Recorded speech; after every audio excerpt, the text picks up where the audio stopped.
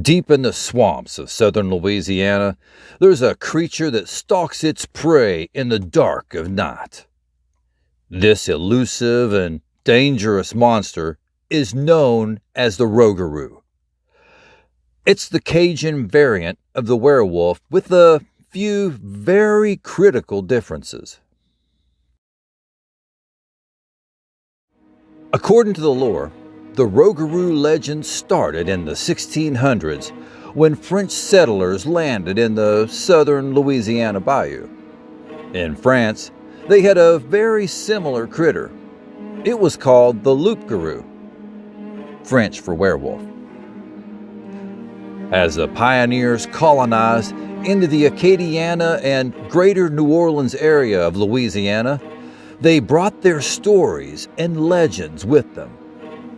The Rougarou and the loup-garou both have comparable backstories. In one version of the folklore, the Rougarou is said to be a beast sent by the devil himself to hunt down and kill or possess followers of the Catholic faith who do not follow the rules of Lent. If a human breaks the rules of Lent 7 years in a row, they are punished and transformed into the werewolf-like creature. They are doomed to roam the swamps and forests and to hunt and kill any trespassers that wander into their domain.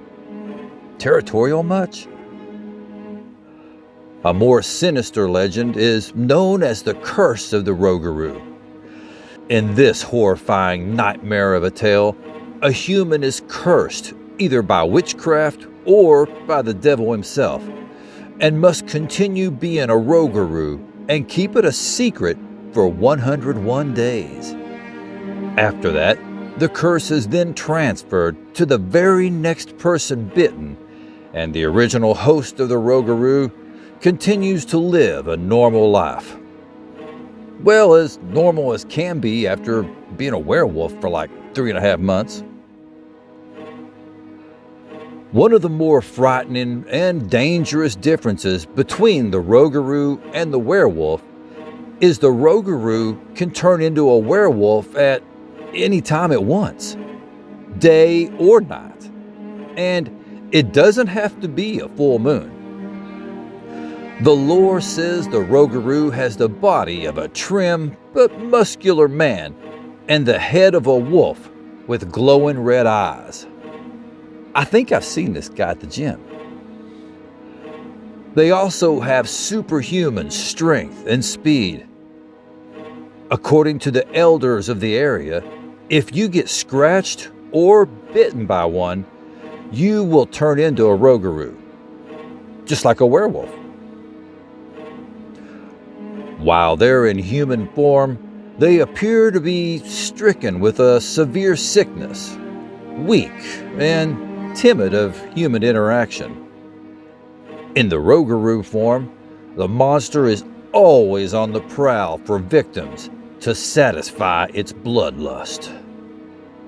Either way, you don't want to encounter one. If you do, it's pretty much over.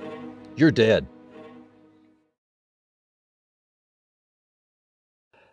April 1986, 10 miles southwest of Houma. A boy is walking home from a friend's house. Since it was almost dark, he decided to take a shortcut through the swamp. Classic. Shortly after entering the swamp, he noticed a large wolf following him. The wolf crept up behind the boy and growled threateningly.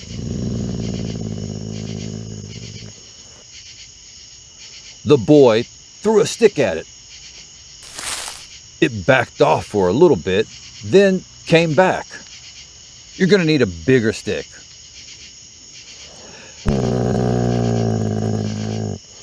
It started growling at him again, this time close to his heels. The boy tried to ignore it, but when the wolf nipped at his heels, he had had enough. The boy turned around and yelled at the canine. Whoa! The wolf stood its ground and growled ferociously, with its hair on its back standing straight up.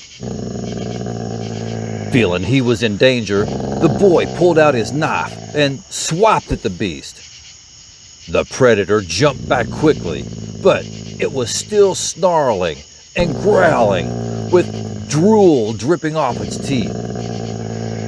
The boy aggressively walked toward it, pointing his knife at it. I tell you what, kid's got guts, at least for now. The monster jumped at the boy. The boy screamed and stumbled to the ground as the wolf-like creature landed on him. The boy's instincts helped him survive the attack, though, as he held the knife straight up and the creature impaled itself on the blade.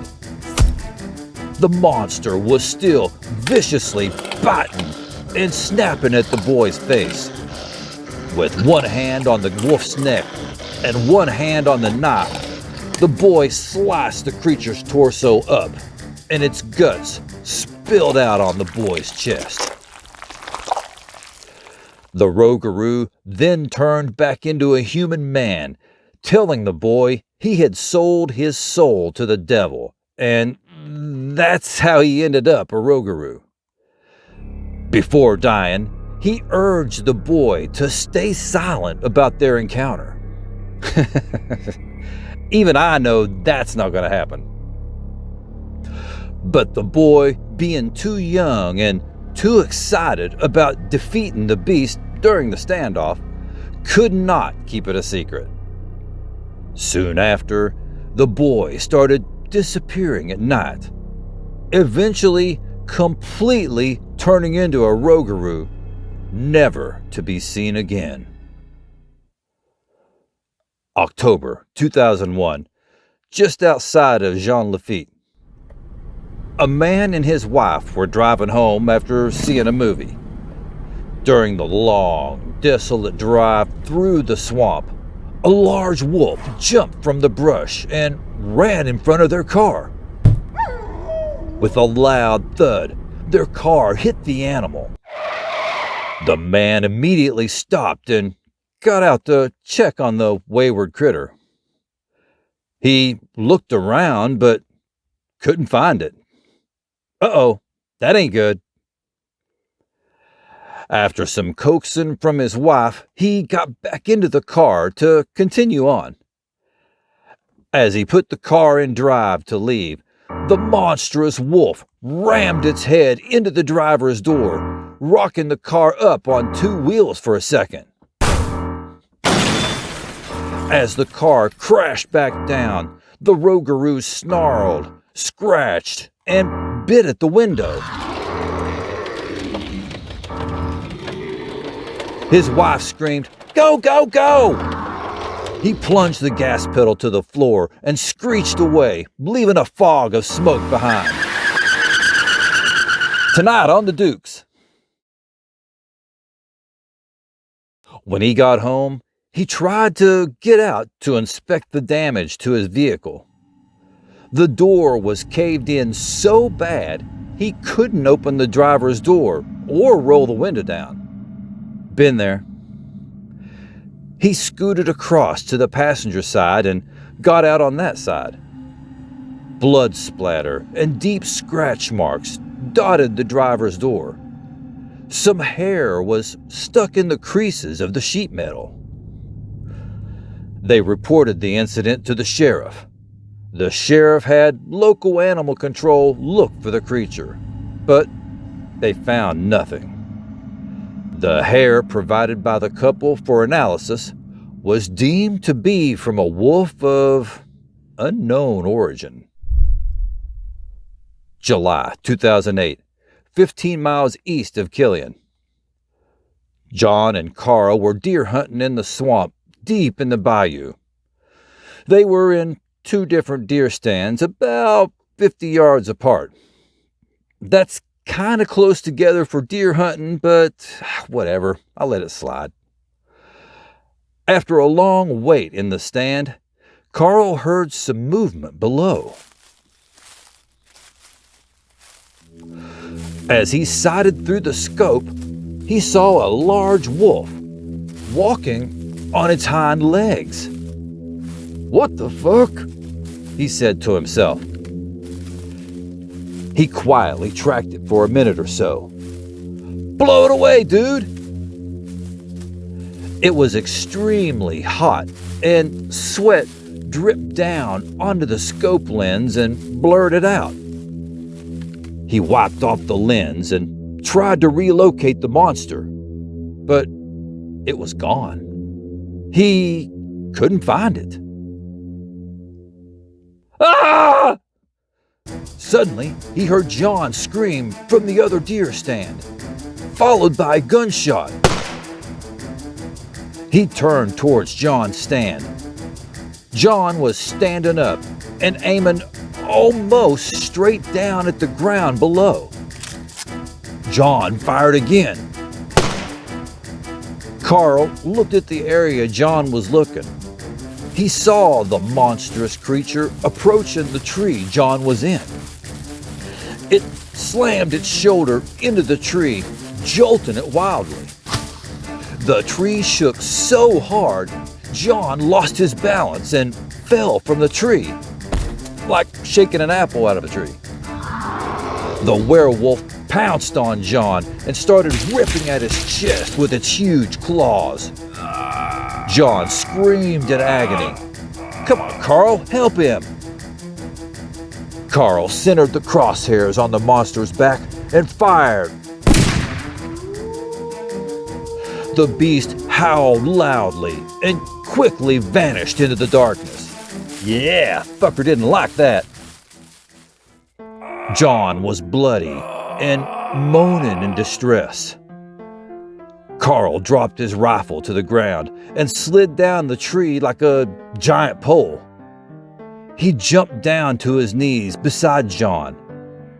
Carl desperately fumbled for his phone. He called 911. But nothing happened. He checked his phone and found he had no service. He probably has Sprint. Frustrated, he threw his phone to the ground. John was bleeding badly from the neck and chest. Carl took off his jacket and tried to use it to stop the bleeding. His jacket quickly became blood-soaked.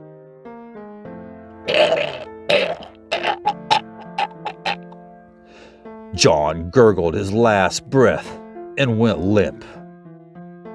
Carl found his phone and climbed back up into his deer stand and tried his phone again. Now he has service. He dialed 911 and gave the operator their approximate coordinates from his GPS. They were so far into the woods, it took the police a couple of hours to find them. John was pronounced dead at the scene and taken to a local morgue. The next day, a family member was contacted by the police to come down to the morgue to identify John's body.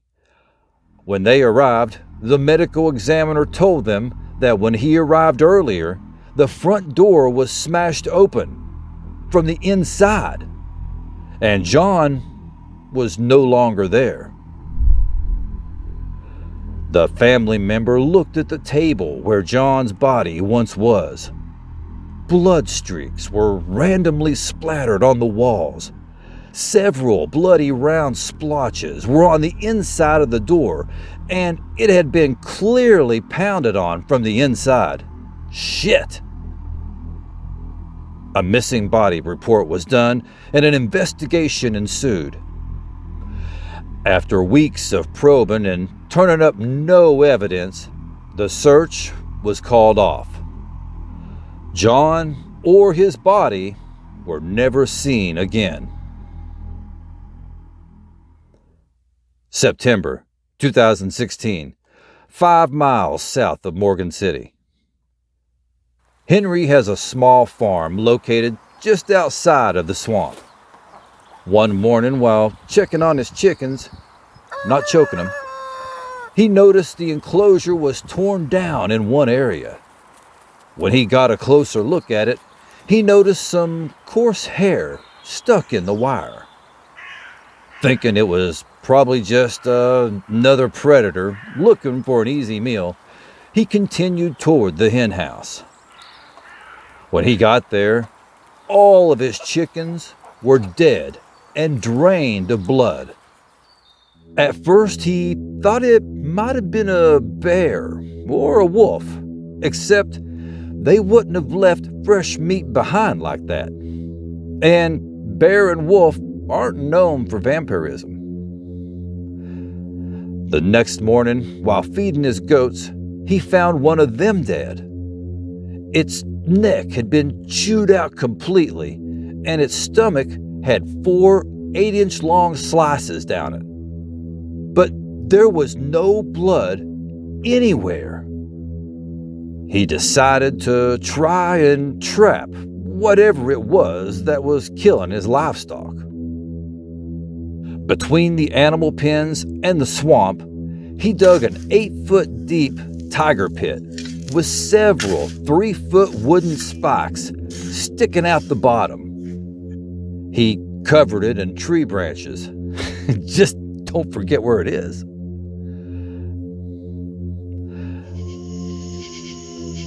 Later that night, he heard a long howl come from the animal pens.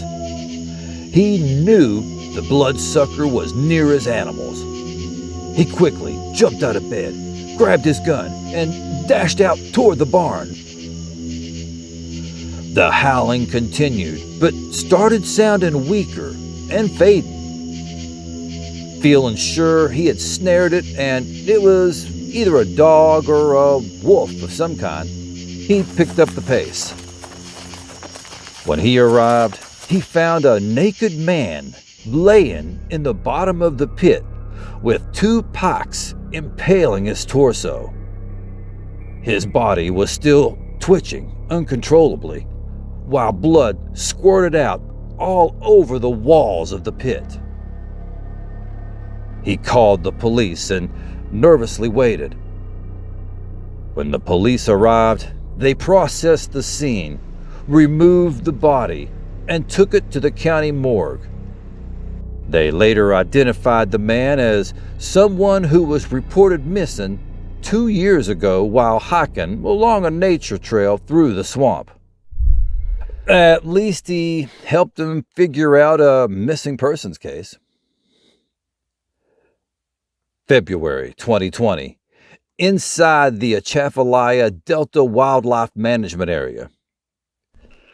Jason and his girlfriend, Sydney, were walking along a raised walkway nature trail through the swamp. It started getting dark and they headed back toward the house. On their way, they heard something moving behind them. By now, it was dark, and they forgot to bring a flashlight, and probably a gun. Getting a little nervous, they started walking faster. Then, they were startled by a loud growl. They froze in their tracks. Their mouths dropped open, and they slowly turned around.